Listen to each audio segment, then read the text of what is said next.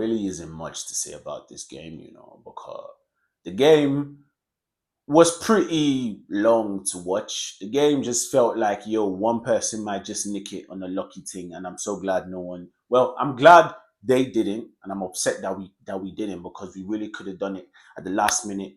That corner because Madweke did his bit. He put it on Gabriel's head. Gabriel just had to finish his dinner.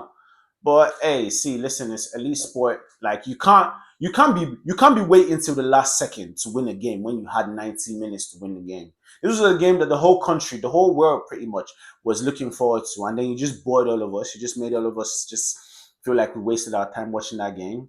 But it was a very ridiculous. But it's the last time Arsenal Liverpool fixture ended 0-0 was probably what 2015 or something. So I guess hopefully this doesn't happen again.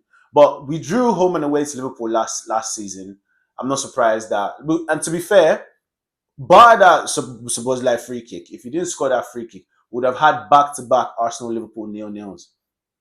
And this is giving vibes of 2023-24 season when Arteta went to Etihad and drew. And it just makes me feel like he's probably going to play this exact same philosophy at the Etihad this season. So everyone, please buckle up.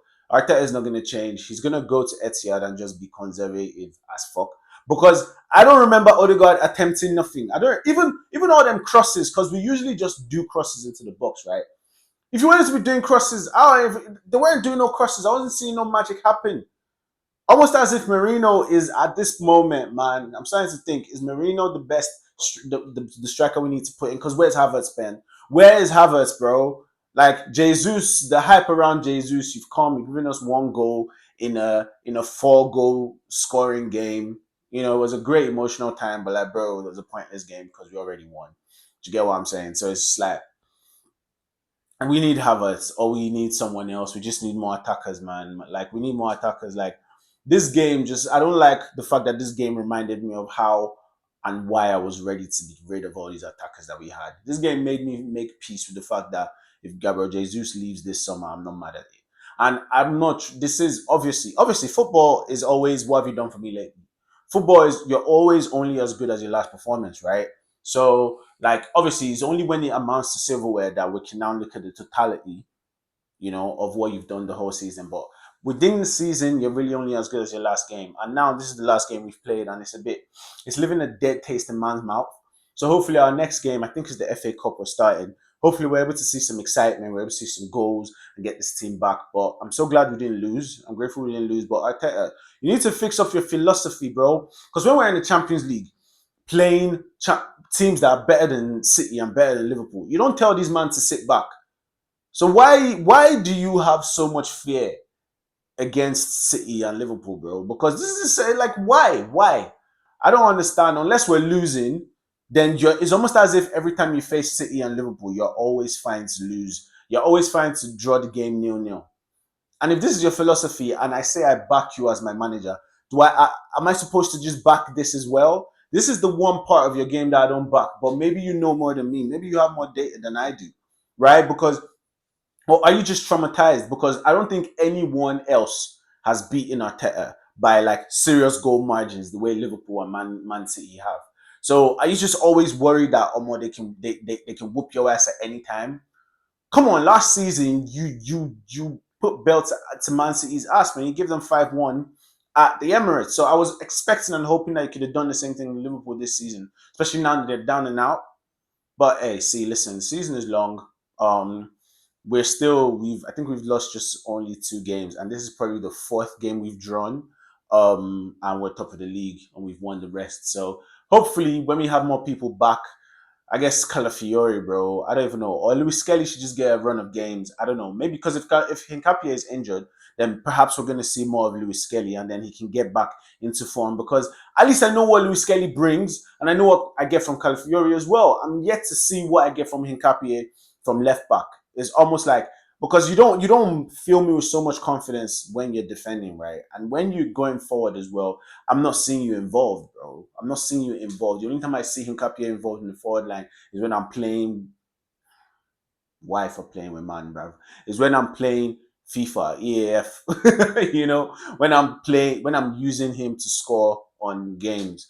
Oh, was so stressful. But you get my point. Like Nkapie, I don't see what he contributed for. Like, because you're not whipping nothing in. Or was that the instruction from the manager? I'm convinced today was the manager telling the people then to relax. Because you can't tell me, because they didn't look tired.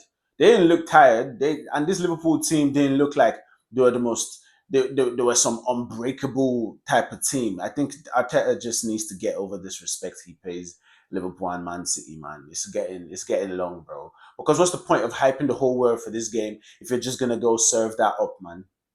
What's the point? What's the point of hyping the whole world? Because you know this brand, this Arsenal brand is global. You hype up the whole Black Clout world and then you serve up dross. But here's what it is. It's 38 games. This is just one of the 38 games. So we just do this and we just move on. We just move on to the next.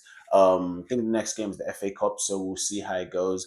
And all you man stressing about where's Eze? I hope you've seen Eze now. Even though Loki, he's done the same thing that he did at Anfield, bringing on Eze in a way where he can't really do much. But it is what it is, man. See, we just move on. Like that's. I just want to just move the hell on from this game, and that's why I'm glad that we've got another game coming up soon, so we can just put this game in the past because it would have been so great. It would have been so great to be what is it 8 points ahead? That would have been so great. Which means because being 6 points ahead means if we lose, it means one game is what can determine like how things go pretty much. Because with 6 points ahead, if we lose one weekend and City win that same weekend, well, at this point, City and Villa, right?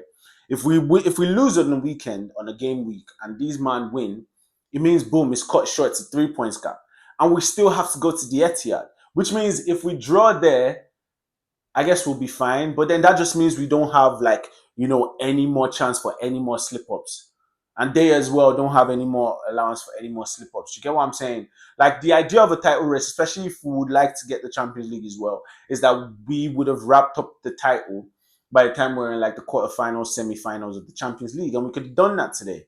Like if we didn't lose, if Sabozlai didn't score that free kick, because think about it, if Szoboszlai didn't do what he did at the first leg and then we nicked the set piece goal, that would have been 4 more points. No, no, no. So that we didn't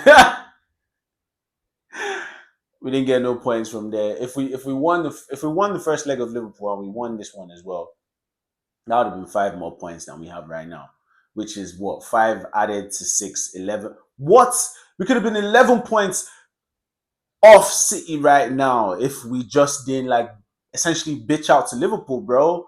This is the only way I can describe it. This is why I saw. This is why I felt, man. It just felt like the handbrake was entirely on throughout this whole game. Even when you made the substitution, and maybe it's a case where you making them substitutions you made towards the end. Was that you just thinking that all right, cool, let's just hold them off till what the 70th minute? Because if we're gonna do that, why didn't you bring them on in the 60th?